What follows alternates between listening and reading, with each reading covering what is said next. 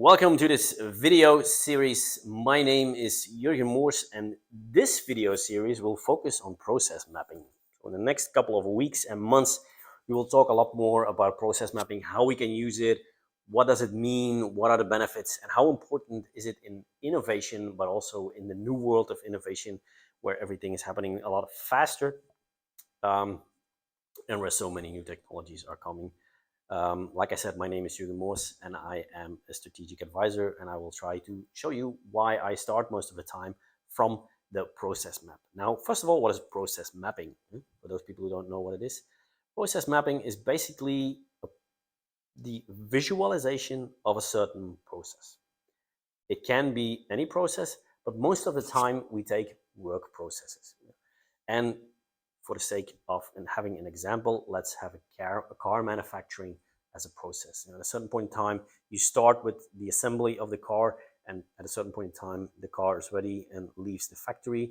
Well, you can visualize that whole process on a very high level, very specifically to show you that everybody, when they look at this process map, because you mapped everything from the beginning till the end and the major steps in between, knows, okay, that is how a car is built.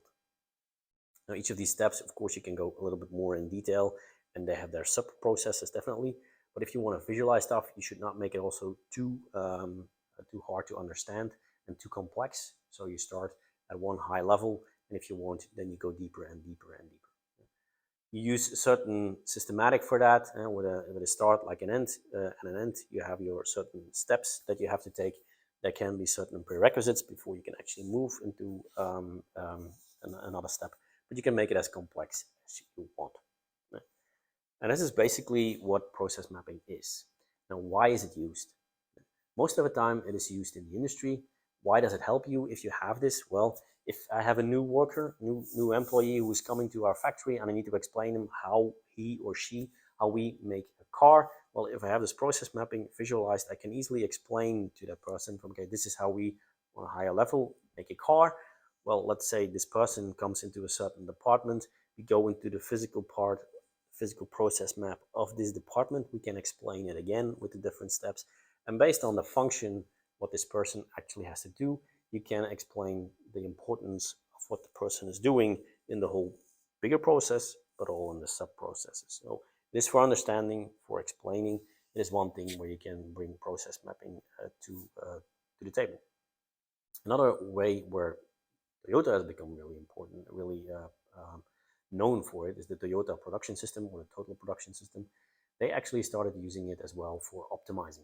So they were starting looking for how can we become more efficient, where do we have losses, where do we have certain inefficiencies. With a process map, when you make sure that everybody is on board and everybody understands it, then when somebody says, okay, we put this screw in here in that way, everybody knows what you're talking about. So this is where a process map is done. Well, I hope this explains to you a little bit from a very high level what is a process map. And in the next episodes, like I said, we will go a little bit deeper on each of these aspects, tell you a lot more about process mapping, don't worry. I hope you liked it.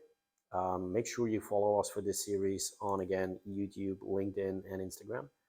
And don't forget, if you have them and they're still working, use your thumbs up. Thank you very much, and see you next time in this episode, another episode of Process Mapping. Bye-bye.